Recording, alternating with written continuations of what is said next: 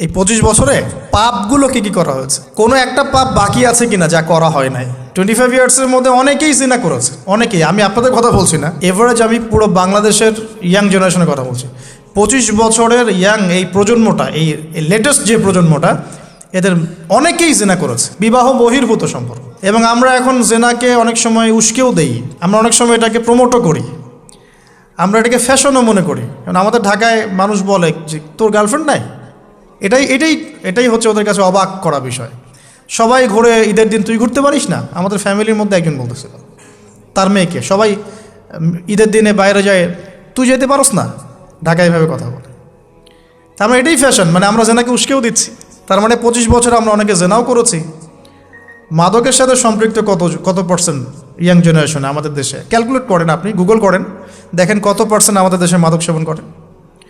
Even এখন কিশোর gang বের হয়েছে, কিশোর গ্যাংয়ে অনেক যুবকরা যায়, অনেকে রাস্তাঘাটে মারামারি করে, অনেকে পলিটিক্যাল দলাদলির মধ্যেও আছেন অনেকেই। এবং এখানে ভাই ভাইয়ের রক্ত ঝরাই আমরা। উভয় মুসলিম, কিন্তু উভয় মুসলিম, জুমার দিন একসাথে নামাজ পড়ে। তাহলে এটা কোন দর্শন যেটা আমার ভাইকে শত্রু বানিয়ে দিল, আর পশ্চিমারা গাছের আড়ালে বসে বসে হাসছে? কারণ এই দর্শনগুলো তো ওরাই দিয়েছে। তো 25 বছরের পাপগুলো একটু ক্যালকুলেট করি। প্রিয় দিনী বোন, একটু হিসাব করবেন যে 25 বছর আপনি কতদিন পর্দা করেছেন, কত 25,000 মানুষ আপনার চেহারা দেখেছে কিনা, এই 25 বছরে কত হাজার মানুষ আপনার চেহারা দেখেছে। আর ছেলেরা আপনাকে দেখলে কখনো চেহারা সুরত দেখে না। বেগানা নারীর দিকে একটা ছেলে যখন তাকায় এবং সেক্সুয়াল ডিজায়ার নিয়ে তাকায়, তখন সে চোখ দিয়ে তাকে রেপ করে। ভেরি সরি টু সে যে আপনি প্রচুর চোখ দিয়ে রেপড হয়েছেন প্রিয় দিনী বোন। অনেকেই আপনাকে চোখ দিয়ে রেপ করেছে, আপনি বুঝতেই পারেন নাই। তো এই 25 ইয়ার্স আমরা অনেক কিছুই করেছি, অনেক কিছুই করি নাই। এখন একটু আজকে সাদা একটা কাগজ নিয়ে আমরা একটা হিসাব করব যে আমরা 25 বছরে কী করেছি, কী করি নাই, কী পাপ করেছি, কী করি নাই, কী পুণ্য করেছি, কী করি নাই। আমি আগে মনে করতাম যে একটা খালেস তওবা ইনশাআল্লাহ আল্লাহ পাক সব মাফ করে দিবেন। আসলে আল্লাহ পাক মাফ করেই দিবেন, কিন্তু ভিতর থেকে স্যাটিসফাই হতে পারবেন না আপনি।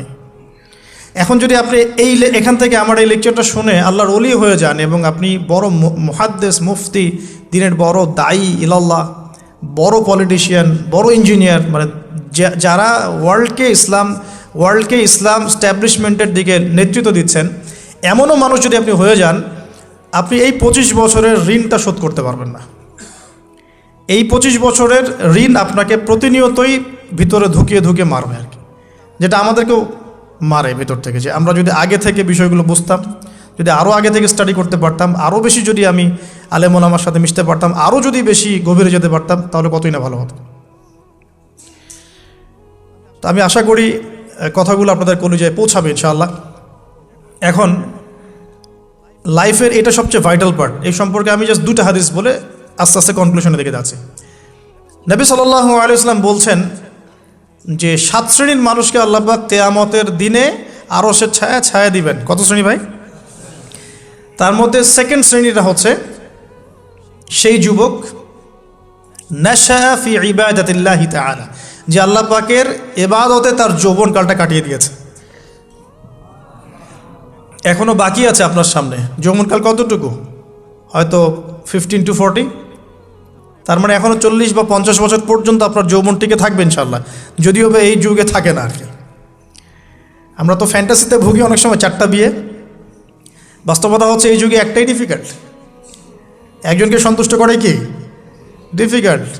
এখন সেই যুগ না তো, আমরা তো হর্স রাইড করি না, আমরা তো এক্সারসাইজ করি না, আমরা তো এখন অনেকে খেলিও না, আমরা ফাস্ট ফুড খাই, আমরা হাইজেনিক খাবার খাই না, আমরা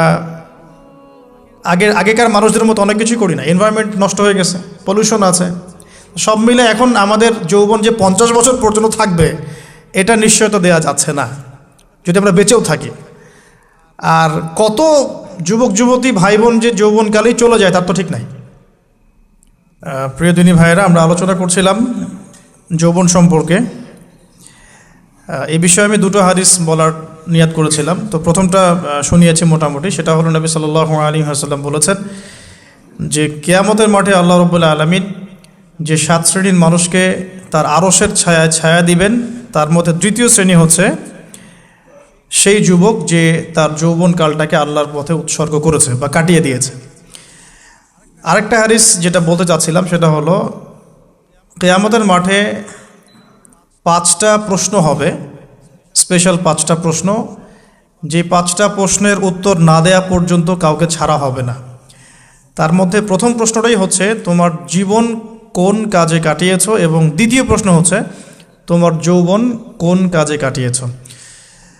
সো আমি বলছিলাম আপনাদেরকে যে যৌবনকালটাকে যদি আমরা আল্লাহর পথে কাটাতে পারি, ইনশাআল্লাহ তাআলা আমাদের এই যে উদ্দেশ্যটা, যে নিজেরা দিন পালন করব, নিজের পরিবারের মধ্যে প্রতিষ্ঠা করব, আমাদের সমাজে দিন ইসলামের দাওয়াতি কাজ করব, যেখানেই থাকি সৎ থাকব, একদিন ইনশাআল্লাহ দিন আবার বিজয়ী হবে, এই যে স্বপ্নগুলো, এগুলো বাস্তবায়িত হবে ইনশাআল্লাহ তখনই যখন আমরা নিজেরা পরিবর্তিত হয়ে সমাজের জন্য ভালো কিছু বয়ে নিয়ে আসবো ইনশাআল্লাহ।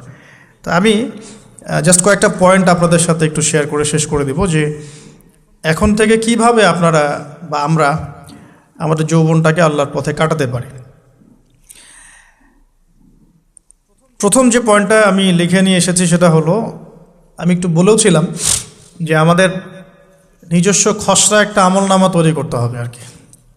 আজকে আমরা সেটা করতে পারি বাসায় গিয়ে, যে আমরা যদি আমাদের গড় আয়ু হয় 60 বছর, তাহলে আমরা এখন কতটুকু সময় পেতে পারি, আর এই সময়টুকুর মধ্যে আমাদের টার্গেট কি, আমরা আসলে কি চাচ্ছি, কি অ্যাচিভ করতে চাই, যা চলে গেছে এই সময়টুকুর মধ্যে আমরা কিভাবে আল্লাহর রহমত পাবো, ক্ষমা পাবো কিভাবে।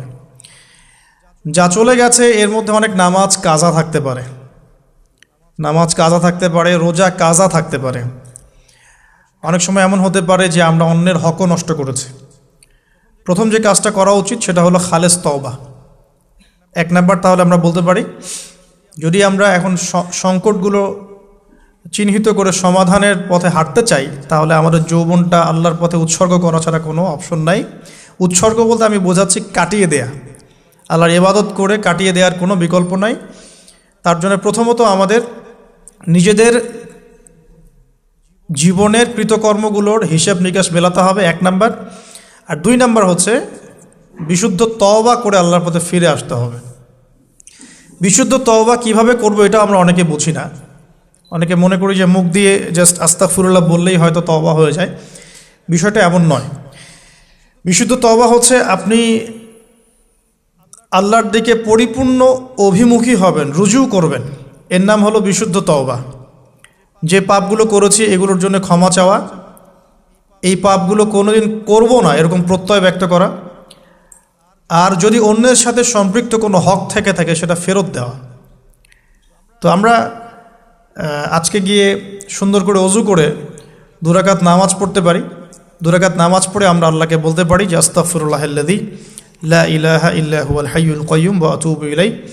আল্লাহ, আমি আমার জীবনের এই যে একটা বড় সময় তোমার থেকে দূরে ছিলাম, নামাজ কাজা হয়েছে, রোজা কাজা হয়ে গেছে, চোখের হেফাজত হয় নাই, জিনা হয়ে গেছে নাউযুবিল্লাহ, মাদকের সাথে সম্পৃক্ত ছিলাম নাউযুবিল্লাহ, আমরা মিউজিক্যাল ইনস্ট্রুমেন্ট প্লে করেছি, ইত্যাদি ইত্যাদি।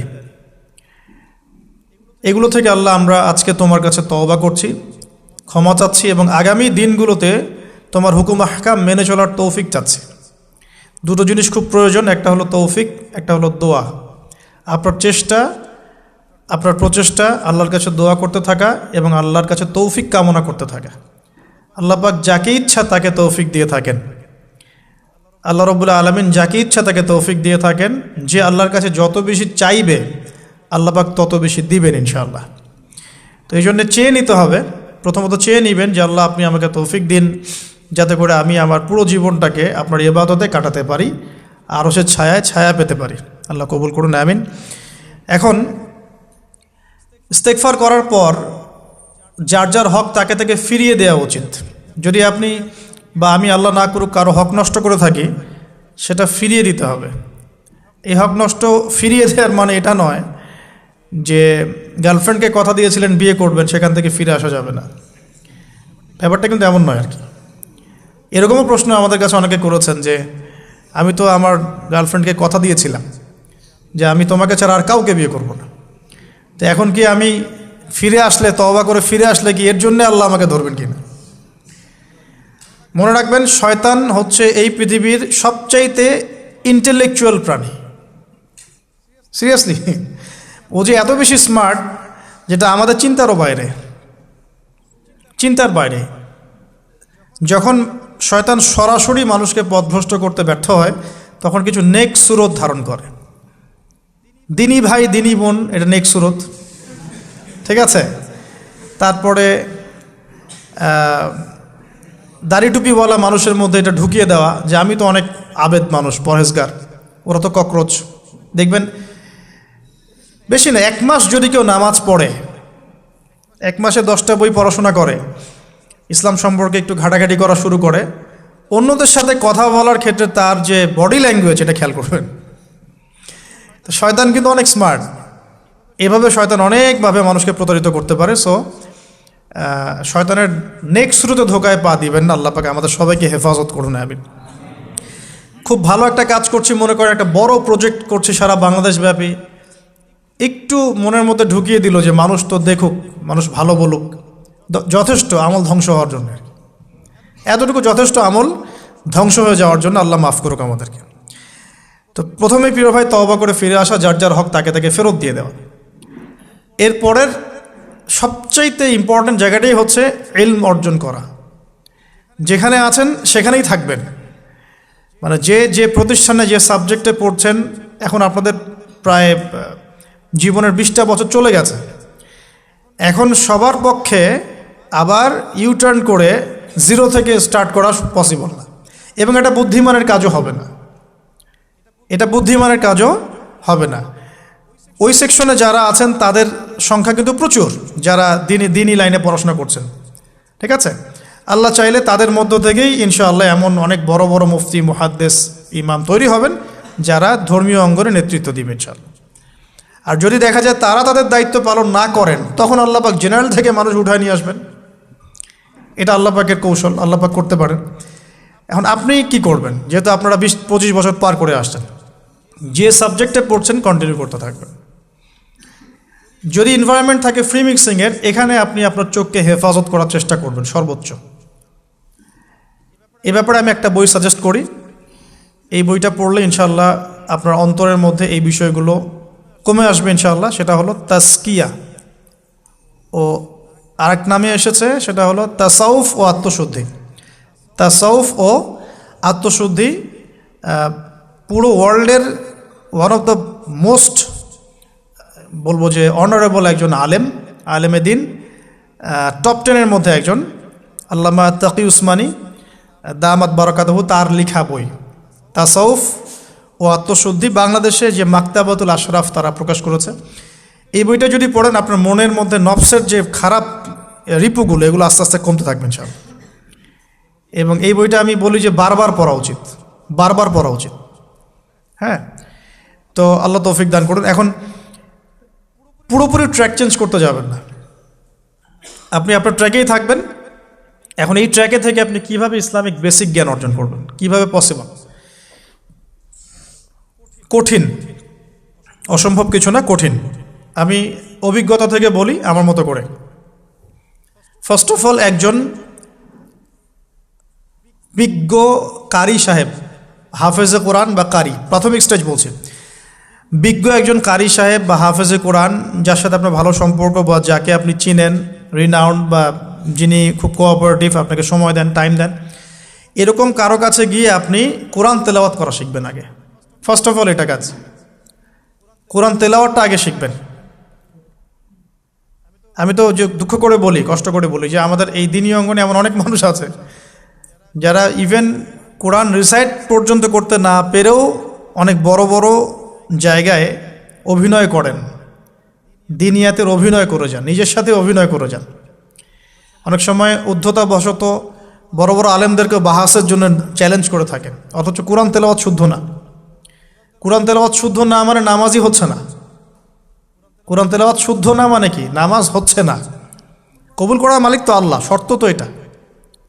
কবুল করার মালিক তো আল্লাহ। আল্লাহ পাক চাইলে কেউ এক ওয়াক্ত নামাজ না পড়লেও তওবা করে ফিরে আসছে মৌতের আগে, হয়তো আমরা জানি না, আল্লাহ মাফ করে দিয়েছেন, হতে পারে না? এটা তো শর্ত, কোরআন তেলাওয়াত তাজবিরের সাথে শিখতে হবে। তো এখানে যদি একজন আলেম থাকেন, একজন কারি থাকেন, হাফেজ থাকেন, তার কাছে আপনারা ব্যাচ করে পড়লেন, অথবা সে যদি কোনো ইনস্টিটিউট খুলে সেখানে আপনারা একটু সময় দিলেন, বা যারা পড়তে জানেন আবার মস্ক করে নিলেন। ফজরের পর 1 ঘন্টা, সপ্তাহে 3 দিন, 3 মাস এনাফ। ফজরের পর 1 ঘন্টা, সপ্তাহে 3 দিন, আপনার 2 থেকে 3 মাস যথেষ্ট। কোরআন তেলাওয়াত আপনি শিখে ফেলবেন ইনশাআল্লাহ। এটা প্রথম কাজ। এটা না করে পরের কাজগুলো আসলে পসিবল না। এগুলো সব জাতামাতা কাজ হয়ে থাকবে, এগুলো মানে পূর্ণতা পাবে না। প্রথম কাজটাই কোরআন তেলাওয়াত শেখা। এরপরে আপনার অনেকে তাবলিগ জামাতে সময় দেন, সময় দিবেন। অনেকে দেখা যায় যে বাসায় দিনই বই পুস্তক পড়েন, এগুলো পড়বেন, ঠিক আছে। অনেকে হাদিসের বইয়ের যে অনুবাদগুলো হয়েছে এগুলো পড়বেন, সমস্যা নেই। কিন্তু কোরআন তেলাওয়াত অবশ্যই শিখবেন।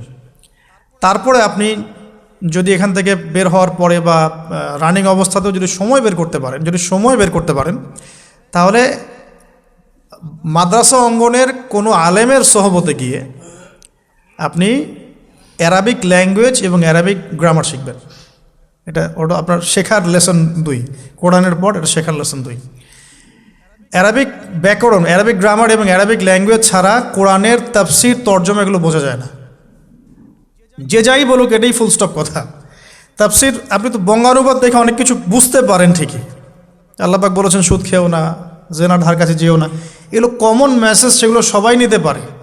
একজন অমুসলিম ভাইও ওইটা যদি বাংলা পড়তে পারে সেও বুঝতে পারবে কি বলতে যাচ্ছেন আল্লাহ পাক। অ্যারাবিক ল্যাঙ্গুয়েজ, অ্যারাবিক গ্রামারের ভিতরে না ঢুকলে আপনি কোরআনের ভাষাটাকে ধরতে পারবেন না। আল্লাহ পাকের যে মানে ঐশী গ্রন্থের বালাগাত, এটা আপনি বুঝতে পারবেন না। তো এই জন্যে এটা তো সিম্পল এক্সাম্পল। আমরা যদি এখানকার ল্যাঙ্গুয়েজ কি বইগুলোর, ইংরেজি না বাংলা? ইংলিশ। মাশাআল্লাহ, ইংলিশ ল্যাঙ্গুয়েজ যদি না জানতাম আমি কি এখানে পরীক্ষা অ্যাটেন্ড করতে পারতাম?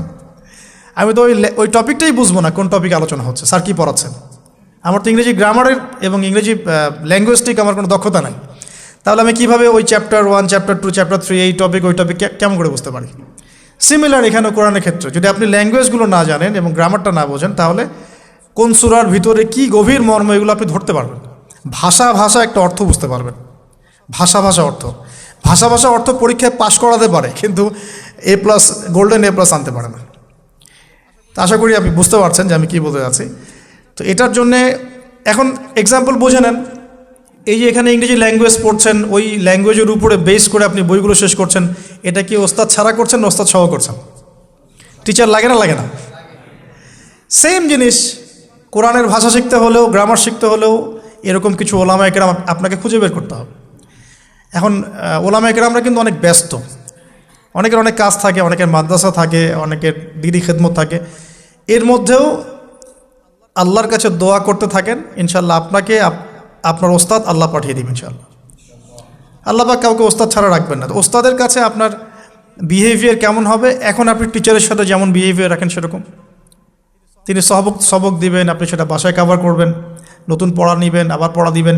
এইভাবে আস্তে আস্তে 4-5টা ক্লাসিক্যাল অ্যারাবিক গ্রামারের বই যদি কভার করতে পারেন, ইনশাআল্লাহ আপনি কোরআনের এই যে আলহামদুলিল্লাহি রাব্বিল আলামিন পড়ছেন, অর্থটা নিজেই বুঝতে পারবেন। হ্যাঁ, যালিকাল কিতাব লা রাইবা ফিহি হুদাল লিল মুত্তাকিন পড়ছেন, আপনি নিজেই বুঝতে পারবেন যে আল্লাহ পাক কী বলছেন আমাকে। তো এই যোগ্যতাটা অর্জন না করলে সত্যিকার অর্থে আমরা যে কোরআনিক সমাজ যেটা বলি আর কি বড় গলায়, এটা আসলে বাস্তবায়িত হবে না, তা আমার মত।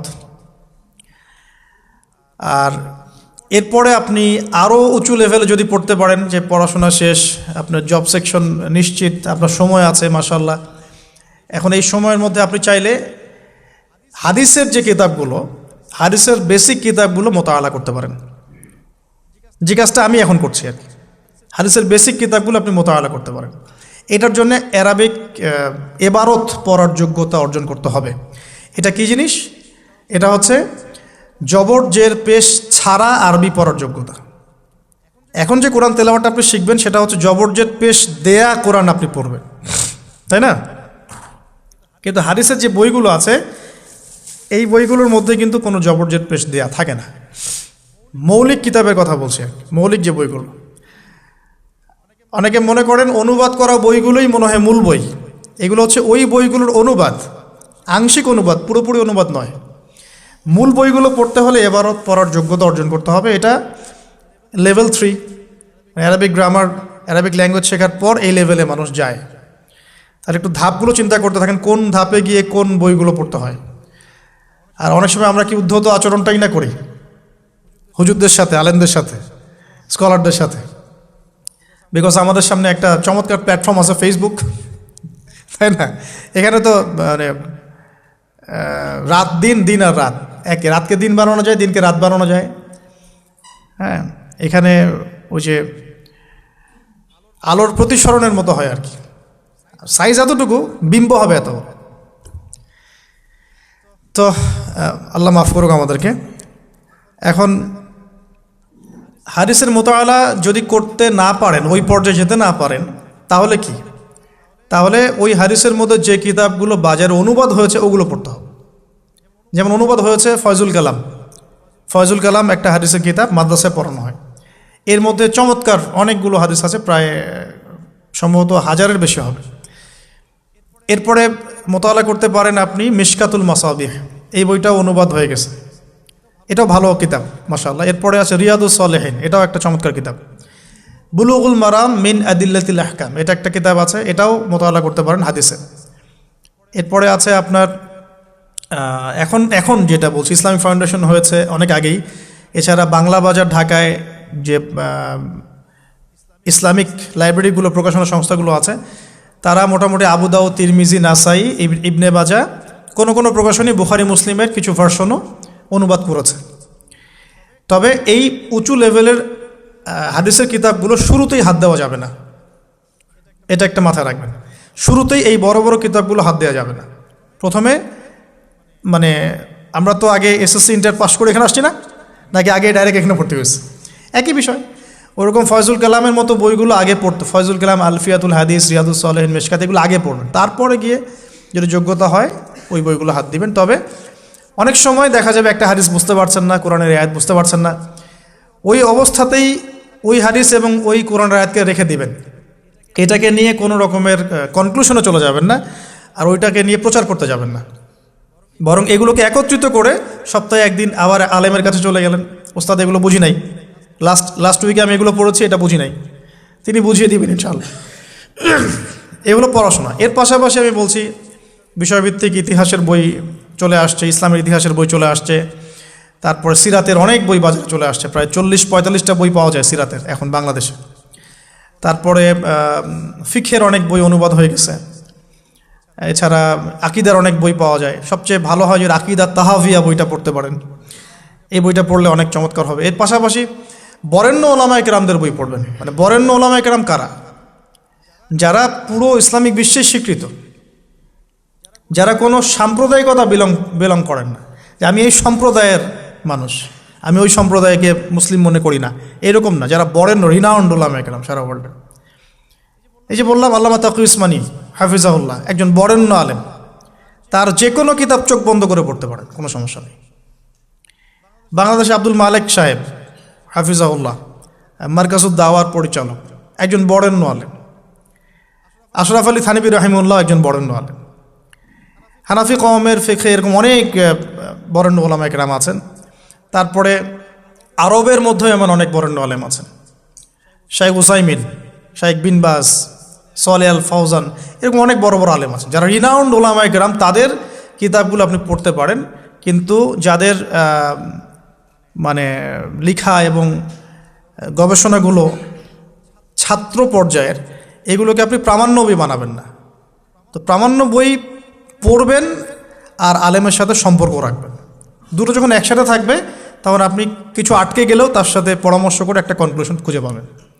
এগুলো জাস্ট বই সংক্রান্ত কথা বললাম। এখন এগুলো হচ্ছে সবচেয়ে বড় বিষয়টা হচ্ছে, এগুলোর চাইতে বেশি বড় বিষয় হচ্ছে যে কোনো একজন, অন্তত পক্ষে একজন, আপনি চাইলে 10 জনের সাথেও রাখতে পারেন, কিন্তু অন্তত পক্ষে একজন মুহাক্কিক আলিমের সাথে আপনি সম্পর্ক রাখবেন পরামর্শের জন্য। অন্তত পক্ষে একজন মুহাক্কিক আলেমের সাথে, মানে হকপন্থী মুহাক্কিক আলেমের সাথে আপনি সম্পর্ক রেখে চলবেন। এটা অনলাইনের যুগ, এটা তো কিন্তু সহজ। আর সম্পর্ক শুধু অনলাইন কেন্দ্রিক হবে এমনটাও বলছি না, তার সাথে সাক্ষাৎ করবেন, তার কাছে নসিহত নেবেন, তার কাছে গিয়ে কিছু পড়বেন, হ্যাঁ, তাকে দেখবেন তিনি কিভাবে আমল করেন, ব্যক্তি জীবনে তিনি কেমন, তিনি আপনাকে কী নসিহত করেন, তার সাথে মিশবেন। সোহবত মানে কি?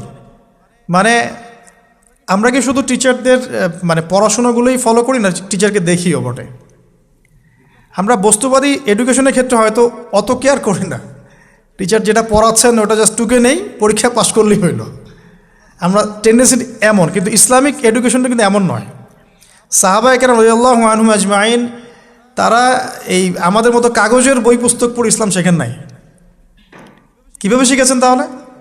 সরাসরি নবীকে দেখে শিখেছেন। নামাজ পড়তে গিয়েছেন, দেখেছেন নবী কেমন করে নামাজ পড়েন, দেখছেন নবী কেমন করে হাঁটেন, দেখছেন নবী কেমন করে কাপড় পরেন, দেখছেন নবী কেমন করে আতর ইউজ করেন, কেমন করে তিনি হাসেন, কেমন করে মানুষের সাথে মেশেন, হ্যাঁ, কথা বলার সময় কেমন করে মানুষের দিকে তাকান।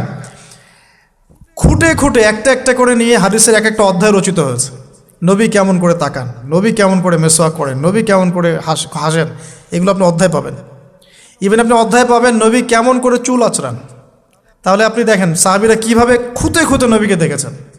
বলা হয় আব্দুল্লাহ বিন মাসউদ রাদিয়াল্লাহু আনহু সম্পর্কে, তিনি নবীকে এত বেশি কপি করতেন হাঁটা চলা কথাবার্তায় যে নবী সাল্লাল্লাহু আলাইহি ওয়াসাল্লামের পরের যুগের অনেক মানুষ এসে দ্বিধাদ্বন্দ্বে পড়ে যাইতো যে রাসূল সাল্লাল্লাহু আলাইহি ওয়াসাল্লামকে দেখছি নাকি।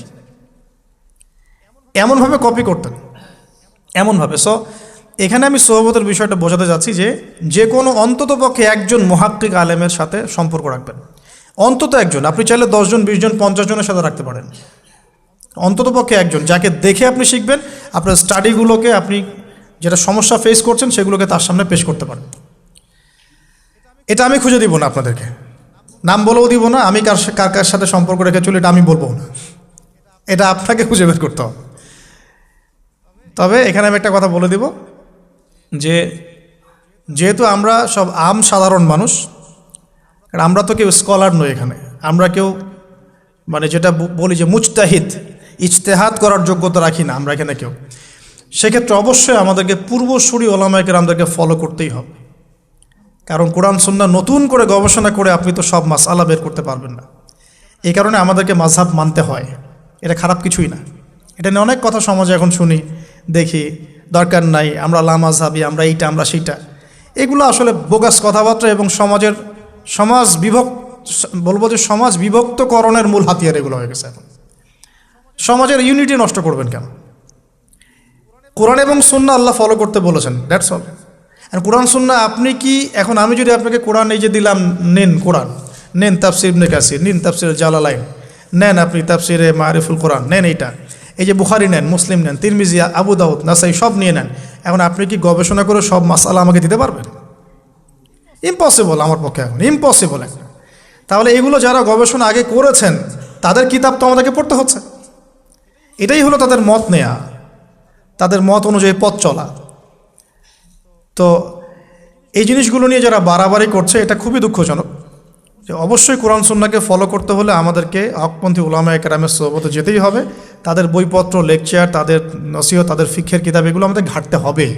আদারওয়াইজ আমরা সরাসরি কোরআন সুন্নাহর দাবি করলেও মানতে পারবো না, সরাসরি কোরআন সুন্নাহ মানিয়ে দাবি করলেও মানতে পারবো না, বিকজ আমি তো কোরআন সুন্নাহর সব জ্ঞান রাখি না। ক্রিপ্টোকারেন্সি হালাল না হারাম আমি যদি আপনাকে এখন প্রশ্ন থ্রো করে দেই, নেন সব বই দিয়ে দিলাম কোরআন সুন্নাহর, আপনি কি ঘেটে আমাকে অ্যান্সার দিতে পারবেন? তাহলে এটা ঘাটবে কারা? যারা এটা ঘাটার যোগ্যতা রাখে। তারা ঘেটে যখন একটা প্যানেল করে একটা ফতোয়া যখন আসবে যে না এটাই, তখন আমরা সেটাকে ফলো করব, দ্যাটস অল। এই জিনিসটা রাসূল সাল্লাল্লাহু আলাইহি ওয়াসাল্লামের যুগেও ছিল, সাহাবীদের যুগেও ছিল, তাবেঈনদের যুগেও ছিল, এটা আস্তে আস্তে চলে আসছে এই পর্যন্ত। তো এখানে ক্লাসিক্যাল যে ইসলাম চলছে এখানে থাকলে আপনার বিভ্রান্ত হওয়ার কোনো চান্স নাই। কিন্তু এর আশপাশে ব্যাঙের ছাতার মতো অনেক মতাদর্শ এসেছে এখন, নতুন নতুন অনেক। এগুলোতে পা দিলে নেক্সট শুরুতে ধোকা খাবেন শয়তানের মতো। ওই যে বললাম শয়তান নেক্সট শুরুতে ধোকা দেয়, মনে হবে যে আমি তো সরাসরি কোরআন সুন্নাহ ফলো করি, আদতে আপনি কোরআন সুন্নাহই ফলো করছেন না। আদতে আপনি কোরআন সুন্নাহর কিছুই ফলো করতে পারবেন না, বা ফলো করলেও আংশিক পারবেন, আংশিকটা পারবেন না। একটা মাসআলা মনে করেন, একটু বলেন এই জায়গায়, একটা মাসআলা মনে করেন এসেছে যে আমরা বর্তমান অর্থ ব্যবস্থায় বর্তমান অর্থ ব্যবস্থায় আমরা কিভাবে আমাদের ব্যাংকিং সিস্টেমটা সাজাবো। ধরেন একটা মাসালা এসেছে, এখন এই বিষয়ে যদি আমরা ইকোনমিক্সের উপর দক্ষ ওলামায়ে কেরামদের শরণাপন্ন না হই, আমরা কি অ্যান্সার নিতে পারবো? আমি কি পারবো উত্তর দিতে? আপনি কি পারবেন? যে কোরআন এবং সুন্নাহ গবেষণা করেছেন এবং যার কাছে অর্থনীতির জ্ঞান আছে, ওই রকম মহাক্কিক কোনো আলেম আপনাকে বলতে পারবে এখন আমাদের কি করা দরকার। এই জিনিসটাই যদি আমরা বাংলাদেশের সংবিধান সম্পর্কে জানতে চাই, আমাদেরকে আইনজীবীর কাছে যেতে হবে। আমরা যদি রোগ নির্ণয় করতে চাই, ডক্টরের কাছে যেতে হবে। এখানকার ইঞ্জিনিয়ারিং যা পড়ানো হয়, আমি কি সেটা বলতে পারবো? তাহলে আমাকে এখানকার স্যারের কাছে যেতে হবে, স্যার এখানকার বিষয়টা কি আমাকে একটু বুঝাই দেন। তখন তিনি তার জ্ঞান থেকে এবং তার জ্ঞানের সোর্স থেকে ঘেটে ঘেটে আমার জন্য কিছু সমাধান বের করে দিবেন, আমি তো সেটা ফলো করব। এই ফলো করা জিনিসটাকে যারা নেগেটিভলি উপস্থাপন করছেন, এটা ঠিক না। এটা একটা উদ্ধত আচরণ হচ্ছে, অহংকার হচ্ছে। এই ফিতনাগুলো থেকেও বেঁচে থাকতে হবে। এই জন্য আমি বললাম অন্তত একজন মুহাক্কিক আলেমকে ধরে বসে থাকবেন। এটা আমি কিন্তু পীর মুরিদি বোঝাচ্ছি না, ঠিক আছে? আমি বোঝাচ্ছি যে আপনি মানুষের সহবতে থাকবেন, পরামর্শ ভিত্তিক, যে কোনো একজন হকপন্থী আলেম। এখন এরপর কি? এরপরে আপনি পড়াশোনা চালিয়ে গেলেন, আলেম আপনার কাছে পরিচিত আছেন, আপনি টাচে আছেন, পড়াশোনা করছেন, কোরআন হাদিস মোতালা করছেন, মাশাআল্লাহ দ্বীনের জ্ঞান অর্জন করছেন। এখন আপনি আপনার সাধ্যমতো দাওয়াতি কাজ করবেন। যতটুকু দাওয়া আপনার দেওয়ার যোগ্যতা আপনি অর্জন করেছেন বা পারছেন, অতটুকু ছোট ছোট করে 5 মিনিট 10 মিনিট, একটা হাদিস 2টা হাদিস, এভাবে মানুষের মধ্যে ইসলামটাকে প্রচার করতে থাকেন ইনশাআল্লাহ। তবে যে বিষয়গুলো নিয়ে সমাজে ইখতিলাফ দ্বন্দ্ব দেখা যায়, এগুলো নিয়ে আপনি কথা বলতে চান না। এগুলোর কোনো সমাধান নাই, মানে এগুলো কখনো শেষ হবে এমনটা মনে হচ্ছে না। ইলা ইয়াউমিল কিয়ামা, কিয়ামত পর্যন্ত এগুলো শেষ হবে এমনটা বোঝা যাচ্ছে না। তো এই জন্য আমরা এখানে আগুন আর উস্কে দেওয়ার দরকার নাই। আপনি আপনার কাছে যেটা ভালো লাগে ওই মানহাজ, ওই মাযহাবটা ফলো করতে থাকেন ইনশাআল্লাহ। সাহাবীর যুগ থেকে এরকম ইখতিলাফ কিন্তু ছিল, তাই বলে কেউ কাউকে তারা এরকম তুই কাফের হয়ে গেছিস এরকম কখনো কথা কেউ বলে নাই, যেটা আমাদের পান থেকে চুন খসলে মানুষ বলে দেয়। তো এরকম জায়গায় যায় না, এটা তাস্কিয়া নষ্ট হয়ে যাবে, আপনার মনের তাস্কিয়া নষ্ট হয়ে যাবে। এখন এরপরে আপনি বা আমি আমাদের কর্মক্ষেত্রটা সাজাবো। যেহেতু আমাদের এখন মাশাআল্লাহ পড়াশোনা হচ্ছে, আলেমদের সাথে আমরা সম্পর্ক রাখছি, শেষ করছি, একটু ধৈর্য ধরেন। কর্মক্ষেত্রটা আমরা সাজাবো। এখন আপনারা বের হয়ে যাবেন, জবে চলে যাবেন মাশাআল্লাহ। এখানে কি, এখানে এমন একটা বিষয় খুঁজে নেওয়ার চেষ্টা করেন যে আপনার যাতে দুনিয়ার আর্নিংসটাও চলে আসে এবং পরকালেরও কাজ হয়। এক্সাম্পল দিচ্ছি আমি একটা, ধরেন যে আমার 4-5টা মাদ্রাসা আছে, কথার কথা, আমি বিভিন্ন মাদ্রাসায় পড়াই। এখানে কি হচ্ছে, আমি ইলম শিক্ষা দিচ্ছি, আমার নিজের চর্চা থাকছে, আমি সেখান থেকে কিছু হালকা পাতলা কিছু বেতনও পাচ্ছি, আমার পরিবার চলে যাচ্ছে। তো পুরো লাইফের পুরো কাজগুলোই কিন্তু তখন দিন কেন্দ্রিক হয়ে গেল, তাহলে সে বেশি লাভবান হলো। এখন আপনাদেরকে এরকম সুযোগ বের করতে হবে যে আপনারা এমন এমন কিছু ক্ষেত্রে যাবেন যেখানে ওই কাজটাই ইবাদত বলে কাউন্ট হবে। টাফ কিন্তু ইম্পসিবল না। বা যদি এমন জব নাও পাওয়া যায়, আপনি হালাল কোনো বৈধ জবে থাকলেন, আপনার রিজিকের একটা অংশ থেকে আল্লাহর পথে সদকা করলেন। আল্লাহ পাকে এর বেশি কিছু আপনার কাছে চাচ্ছেন না। জাকাত ফরজ হয়ে গেলে জাকাত দিলেন, নফল দান সদকা করলেন, এতটুকু। আপনার পরিবারের পেছনে খরচ করলেন, আল্লাহর হক আদায় করলেন, জনগণের আমরা যেটা বলি মানুষের হক সেটা আদায় করলেন। এরপরে আপনার আসবে বিয়ে শাদীর ব্যাপার স্যাপার। বিয়ে শাদীর ব্যাপার স্যাপার আগে আনলাম না কেন? কারণ ওই আত্মনির্ভরশীল না হলে তো মেয়েরা আপনার কাছে আসবে না। ওটা প্রেম করতে পারে, কিন্তু বিয়ের সময় তারা খুব সচেতন। বিয়ের সময় তারা অনেক বেশি কনসিয়াস যে না, সে কী করে এটা দেখতে হবে। এবং মেয়ের বাবা মার প্রথম প্রশ্নই হবে আপনি করেন কি। আপনি সুফি মানুষ, মনে করেন আপনি হচ্ছেন কি বলবো, যে আপনি হচ্ছেন মুহাদ্দিস, আপনি মুফতি, আপনি হচ্ছেন মুফাসসিরে কোরআন, কোনো দাম নাই। মেয়ের মায়ের কাছে এটার কোনো দাম নাই, মেয়ের বাবার কাছে এগুলো কোনো সাবজেক্ট না। ইল্লা মাশাআল্লাহ, এর বাইরেও কিছু মানুষ আছেন, কমন একটা ট্রেন্ড বললাম। প্রথম কোশ্চেন তারা করবেন যে আপনার স্যালারি কত, এবং আপনার জব আছে কিনা, আপনার বাড়ি আছে কিনা, ইত্যাদি ইত্যাদি। এই জন্যই বললাম যে আগে আর্নিং সোর্সটা নিশ্চিত করে তারপরে এদিকে যান, তাহলে সম্মানটা বজায় থাকবে। আত্মসম্মান ছেলেদের একবার নষ্ট হয়ে গেলে তার ফিরে আসে না। আমরা যখন নিচের হাত হই তখন আমাদের আত্মসম্মান বলে কিছু থাকে না। আপনার আর্নিং যদি মাসে 50,000 1 লাখ টাকাও হয়, এই টাকাগুলো কিন্তু খুব বেশি বড় না এখন, কারণ এখন 1,00,000 টাকার মান আর 1,00,000 টাকা নাই, এখন ওটা 50,000 চলে আসে। আস্তে আস্তে হয়তো আরও কমবে। যারা এগুলো বোঝেন না তারা অযথাই সমালোচনা করেন, কিন্তু আসলে ব্যাপারটা এরকমই হচ্ছে। আমি তাদের হেদায়েতের জন্য দোয়া করি। এখন এইটুকু আর্নিং যদি আপনার হয়, কিন্তু এই আর্নিংয়ে আপনার কারো কাছে হাত পাততে হচ্ছে না, আপনার সম্মান বজায় থাকবে। যখনই আমাদেরকে হাত পাততে হবে আমাদের সম্মানটা কমে যায়। আর যদি কেউ ভুল করে ঘর জামাই হন তাহলে তো অবস্থা খারাপ, ঠিক আছে? তো এই জন্যে আয়ের একটা অংশ নিশ্চিত করতে হবে। এই জন্য একটু সবর করেন। এই সবরের সময়টা কি করবেন? বেশি বেশি ফোন চালাবেন, তাহলে সবর করতে পারবেন না। এই সবরের সময়টুকু মোতাআলা করবেন, পড়াশোনা করবেন, সম রাখবেন, আপনার রোজা রাখবেন, ভালো কাজে ব্যস্ত থাকবেন, ইনশাআল্লাহ প্রবৃত্তি নিয়ন্ত্রণে থাকবে। আর যদি আপনার বিকল্প অপশন থাকে, কৃষি অপশন থাকে, কৃষিকাজের সুযোগ আছে, ব্যবসার সুযোগ আছে, বা আপনার পৈতৃক সম্পত্তি আছে, সেক্ষেত্রে আপনি আগে বিয়ে করে রাখতে পারেন, কোনো সমস্যা নেই। এটা ডিফার করে মানুষের মধ্যে। আল্লাহ পাক আমাদের সবাইকে হালাল রিজিকের ব্যবস্থা করুন, দোয়া করি। রিজিকের এই অংশটুকুর মধ্যে একটা অংশ আল্লাহর জন্য রাখবেন। রিজিকের অংশের একটা অংশ আল্লাহর জন্যে, আর বাকি একটা অংশ পরিবারের জন্যে, একটা অংশ নিজের জন্যে, একটা অংশ বই কেনার জন্যে। এভাবে স্যালারিকে ভাগ করবেন।